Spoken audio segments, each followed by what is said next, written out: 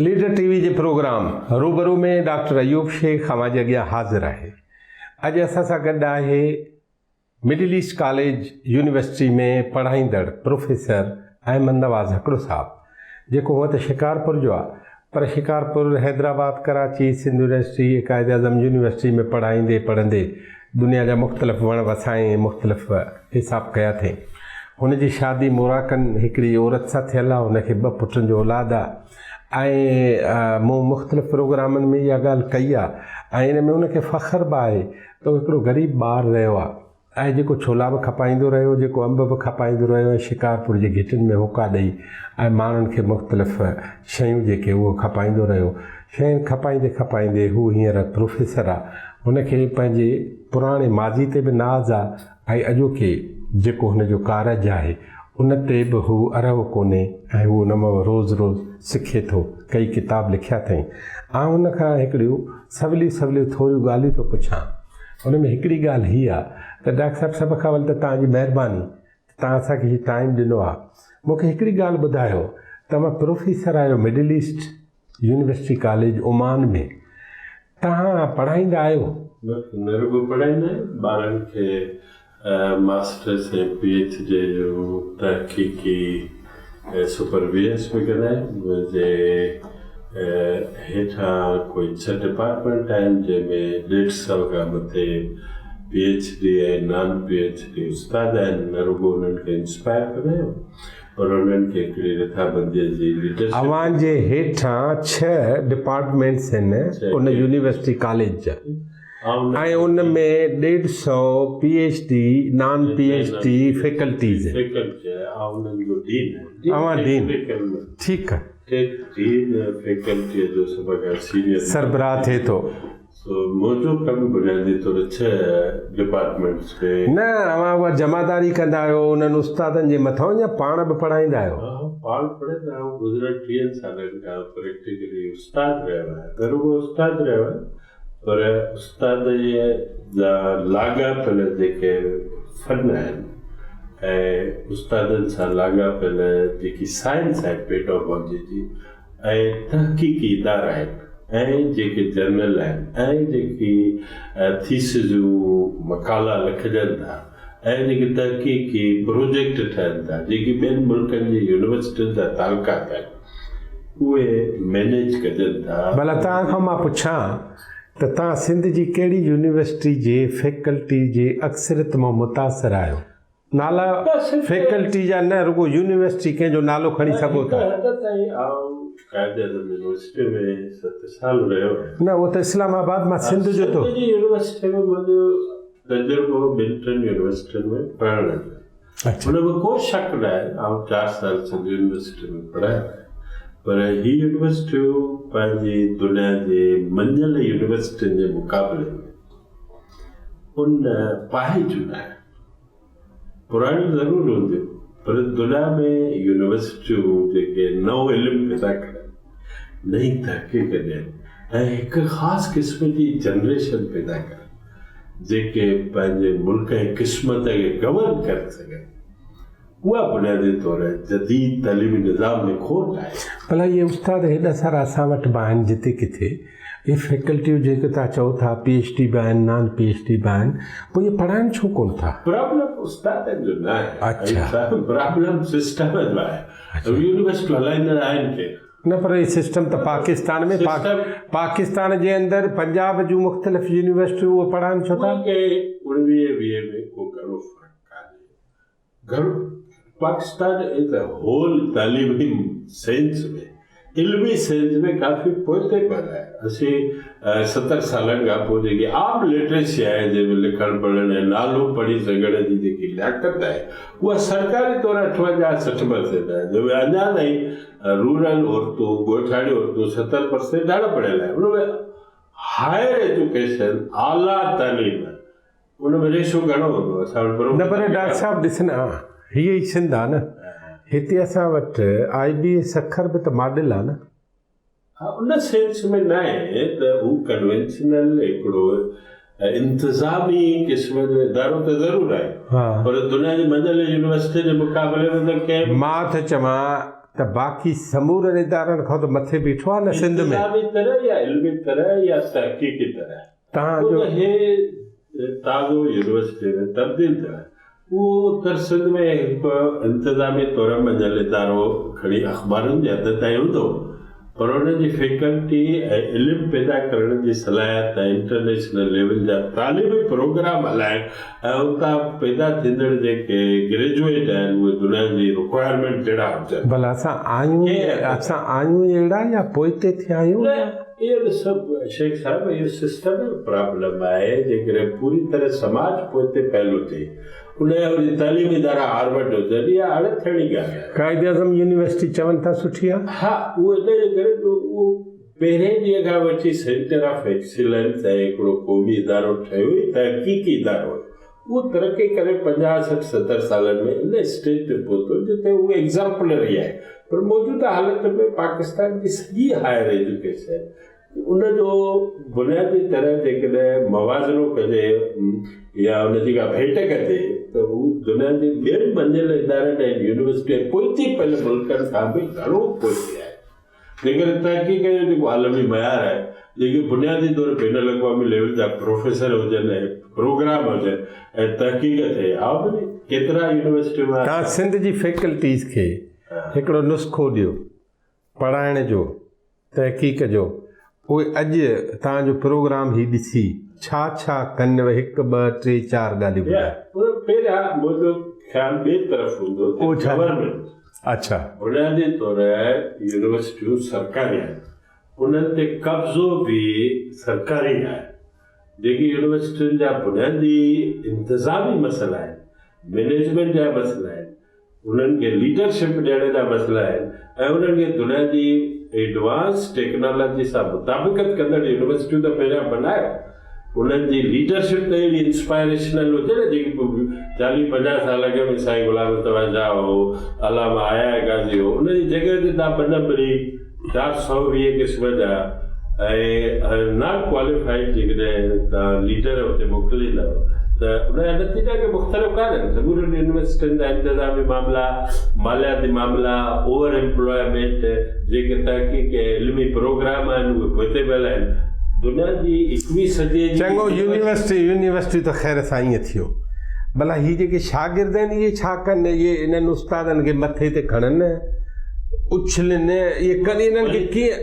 मूं वरी मुंहिंजी सिंपथी हूंदी उस्तादनि बार ज़ोर ॾियण सां वरी चवंदुमि। अच्छा, प्रॉब्लम जी जेकी डायग्नोसिस आहे उहो प्रॉब्लम उस्तादनि में ऐं शागिर्दनि में आहे ई कान। तव्हां हिकिड़ी का यूनिवर्सिटी बुनियादी तौर इंटरनेशनल कैलिबर जी ठाहियो जिते वाक़ई इल्मु हुजे, जंहिंजी लीडरशिप बि हिकिड़ी मिसाली हुजे, उन जी जाइ ते गैर क्वालिफाइड सियासी तौर भर्ती ऐं मालियाती इंतिज़ामी तौर करप्ट इंतिज़ाम आहे, उन मां तव्हां एक्सपेक्ट कयो था त इल्मु वधंदो। उन स्कूलनि में थो थिए, न कॉलेजनि में थो थिए, जिते न चौधीवारियूं आहिनि, जिते न कोई टॉयलेट आहिनि, जिते न कोई इल्मु आहे, उते तव्हां हिकिड़ा अनक्वालिफाइड क़िस्म जा वज़ीर ऐं मिनिस्टर रखी करे तव्हां सम्झो था त तालीम पोइते पहले नीम सरमाएदाराना नीम। असां वरी ओमान था अचूं, मोटूं 150 फैकल्टीज़, PhD, नॉन PhD अवां सां कमु था कनि या अवां जे मातहत आहिनि। 6 डिपार्टमेंट्स आहिनि। ठीकु आहे, 6 डिपार्टमेंट जो मतिलबु आहे कि लॻभॻि 25 ॼणा हिकु डिपार्टमेंट में आहिनि। जीअं मां सोलो हिसाब सिंधी हिसाब थो ॿुधायां, उन्हनि मां अवां मां घणा मुतमइन आहिनि? तव्हां घणनि खे इंस्पायर कंदा आहियो परसेंटेज वाइज़? ॾिसो, तमामु ज़बरदस्त क्वेश्चन आहे जंहिंखे आउं पंहिंजे पस मंज़र में ऐं जिते आउं कमु कयां थो, जेको मुंहिंजो तजुर्बो आहे दुनिया जे ॿियनि यूनिवर्सिटी, उहे पंहिंजे जोर में मुख़्तलिफ़ आहिनि। अच्छा, उते जेकी वज़ारत आहे उनजी मर्ज़ी खां सवाइ ऐं उनजे मंज़ूरीअ खां सवाइ को तव्हां एकेडमिक प्रोग्राम हलाए बि नथा सघो। उन एकेडमिक प्रोग्राम जो समाजी तौर हिकिड़ो ॻंढापो आहे, रिलेवेंस आहे सोसाइटी सां। उहे सभु जा सभु हिकिड़े ख़ासि स्टैंडर्ड ऐं मयार खे पूरो करणु। जेकॾहिं उहे सभु मयार पूरा न करनि त का बि यूनिवर्सिटी इन क़िस्म जा प्रोग्राम न थियनि। ॿियो यूनिवर्सिटियूं हलाइण में उन्हनि जा हिकिड़ा ख़ासि एक्रेडिटेशन चइबो आहे, मयार आहिनि जंहिंमें पास करणो हूंदो आहे। बहु नवां यूनिवर्सिटी चवंदी आहे भाउ तव्हांजा तहक़ीक़ जा मयार, तव्हांजी सर्विसिस जा मयार, तव्हांजा एकेडमिक प्रोग्राम उहे मञियल आहे। जे तव्हां फेल आहियो त उते शागिर्द न मोकिलींदा। अहिड़े तरीक़े सां असांखे ख़बर आहे त असांखे नेक्स्ट 5-10 सालनि में यूनिवर्सिटी में कहिड़ियूं तरबियतूं करणियूं आहिनि, कहिड़े क़िस्म जा एकेडमिक प्रोग्राम हलाइणा आहिनि, कहिड़ियूं ट्रेनिंगूं हलाइणियूं आहिनि, उन्हनि जा अख़्तियार असांखे आहिनि। असां लीडरशिप जा प्रोग्राम हलायूं था, असां हुते तहक़ीक़ जा मयार हलायूं था, असां उस्तादनि खे तरबियत बि ॾियूं था ऐं असीं ख़ुदि मुख़्तियार बि आहियूं पंहिंजनि फ़ैसिलनि करण में। पर जेकॾहिं असांजे मथां हिकिड़ो तव्हां वॾेरो विहारे छॾियो, हिकिड़ी वायात क़िस्म जी मिनिस्ट्री विहारे छॾियो, त असांजो तालीमी निज़ाम बि अहिड़ो ई पोइ ते पहिरियों हूंदो। तंहिं करे आज़ादाना आहे, हुनजा बेन अल-अक़वामी मयार आहिनि, उन्हनि खे हलाइण जे लाइ हिकिड़ी एफिशिएंट टीम आहे। अदरवाइज़ मूंखे छो रखंदा? जेकॾहिं आउं हुननि जे लाइ काराइतो न हुजां, मुतमिन न हुजां, मूंखे घर मोकिले छॾींदा। ऐं सरकारी मुलाज़िम न आहियां घर। जेकॾहिं आउं वाक़ई प्रोडक्टिव न हुजां, पैदावार मुंहिंजी सुठी न हुजे, मुंहिंजा टीचर मूं मां मुतमिन न हुजनि, मुंहिंजी जेतिरी उस्ताद आहिनि उहे तहक़ीक़ न करनि, मूं वटि 150 उस्ताद जेकॾहिं आहिनि, मूंखे हिकिड़ी टारगेट मिलियल आहे त ईंदड़ 1 साल में उन्हनि जा तहक़ीक़ मकाला हिन लेवल जा 100 हूंदा ऐं मूंखे अचीव करणा। उनजे लाइ हिकिड़े ख़ासि क़िस्म जो इंफ्रास्ट्रक्चर, फैसिलिटी, रिसर्च जी तहक़ीक़ जे लाइ मालियाती मदद, उन्हनि खे गाइड करणु, उन्हनि जे लाइ फंड्स मुहैया करणु, उन्हनि जे लाइ लेबॉरेटरियूं ठाहिणु, इहो मुंहिंजो कमु आहे। भला मां ॿियो सुवालु थो कयां, सफ़ा ॼिटको सुवालु। असांजी हिकिड़ी यूनिवर्सिटी उहा जेतिरा पैसा ऐं फंड्स ख़र्च करे थी, ओमान जी यूनिवर्सिटियूं लॻभॻि ओतिरो ख़र्च थियूं कनि या वधीक थियूं कनि? उते ख़र्च वधीक थींदो हूंदो जो उते लिविंग कास्ट बि वधीक आहे। न, लिविंग खे छॾियो, फीस में वधीक। रिसर्च ऐं इन हवाले सां रिसर्च जे हवाले सां त पाकिस्तान में टोटल जेकी बजट आहे, आउं तव्हांखे ॿुधायां, पाकिस्तान में 54 अरब या 70 अरब रुपया हायर एजुकेशन जी बजट आहे। उहा 70 अरब रुपया मुश्किल सां वञी $400 मिलियन थियनि। इहा ओमान जी जेकी हिकिड़ी सरकारी यूनिवर्सिटी आहे, सुल्तान काबूस यूनिवर्सिटी, उन हिकिड़ी यूनिवर्सिटी जी बजट $400 मिलियन खां मथे आहे। भला ओमान जी लेवल कहिड़ी आहे हायर एजुकेशन में वर्ल्ड में? वर्ल्ड में उनजी रिकग्निशन बुनियादी तौर बहितर आहे। थोरे जो हुननि लेट स्टार्ट कई आहे। मिडिल ईस्ट में बहितर आहे, काफ़ी बहितर आहे, छो त हुननि जा बेन अल-अक़वामी मयार आहिनि। उते हुकुमरान ऐं मिनिस्ट्री ऑफ हायर एजुकेशन जी रेगुलेटर, तव्हां कंहिं बि हायर एजुकेशन सेक्टर में रेगुलेट कयो, उते त कंहिं उस्ताद खे रखण जे लाइ उन जूं डिग्रियूं बि चेक थींदियूं आहिनि, उनजी मंज़ूरी थींदी आहे, उनजा वीज़ा लॻंदा आहिनि, उनखे पोइ फैसिलिटीज़ बि ॾींदा आहिनि। उते जेको उस्ताद आहे उहो हितां खां 4 गुना बहितर आहे। दुनिया में जेके बहितर प्रोफेसर आहिनि उन्हनि खे वॾियूं तनख़्वाहूं ॾेई करे, पघारूं ॾेई करे घुराइनि पिया था, जेके कम जा आहिनि, जेके कम जा न। पर डॉक्टर साहिबु, हिते मां हिकिड़े उस्ताद खे 4 लख रुपया महीनो थो ॾियां ऐं उहो 4 क्लास थो महीने जा वठे। ₹1,00,000 मूंखे हिकिड़ो क्लास थो पए कलाक जो, 40 मिंट जो। शेख साहब, मसइलो इहो न आहे। मसइलो हीअ आहे, जेको प्रोफेसर आहे, छा यूनिवर्सिटियूं जिते 8 कलाक लाइट कान्हे, जिते तहक़ीक़ करण जो को सिस्टम ई कान्हे, उते तव्हां एक्सपेक्ट छा था कयो त सुकरात ऐं बुकरात पैदा थींदा, लीडर ई पैदा थींदा। उते उन्हनि जो इंतिज़ामी मामिलो ई ख़राबु आहे।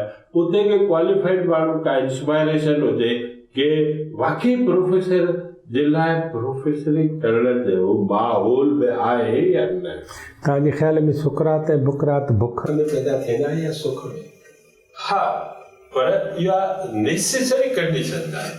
अच्छा, इल्म जे लाइ घुर्बल ज़रूरतूं पूरियूं कयो, सवाल पैदा नथो थिए। उहो काइदे अरब में छो थो थिए, ईरान में छो थो थिए, हिंदुस्तान में छो थो थिए?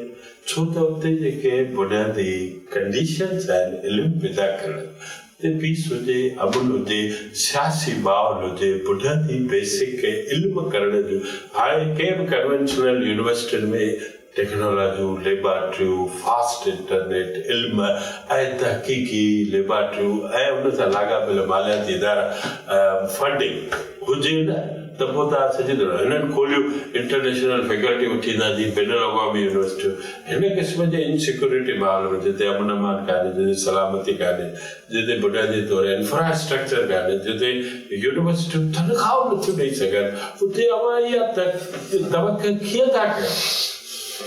इन्हनि इल्मनि में ये रुगो सर्वाइव करनि सस्टेन करनि ये हलनि थियूं इहा बि वॾी ग़नीमत आहे अदरवाइज़ टेक्निकली इन क़िस्म जे मुआशरनि में इल्मु पैदा थियण बि ग़नीमत आहे तंहिं करे कन्वेंशनल सेंस में तव्हां सम्झो था कि बुनियादी तौर इंटरनेशनल लेवल जा प्रोफेसर आहिनि उन्हनि खे असीं 4 लाख ॾेई करे का वॾी 4 लाख त पोइ आम सरकारी ऑफिस जा क्लर्क कमाईंदा आहिनि प्रोफेसरनि जी हालत मुआशी ख़राबु आहे उन्हनि जा ग्रेडनि में नंबर में न ॾिसो respect them give them conditions provide them facilities जेकॾहिं तव्हां उन्हनि खे उन क़िस्म जो माहौल ॾियो सपोर्ट ॾियो ऐं एबल लियाकत ऐं लीडरशिप ॾियो उते बि 50-60 में जॾहिं सुठा वाइस चांसलर हुआ त सुठा प्रोफेसर बि हुआ ऐं निस्बतन माहौल बि आइडियल हो इल्म जे लाइ पर जॾहिं सियासतूं डिक्टेटरशिपूं इनसिक्योरिटी ऐं माहौल ईंदा त पॉलिटिक्स जॾहिं वठंदी प्रेशर थींदो स्ट्रेस थींदो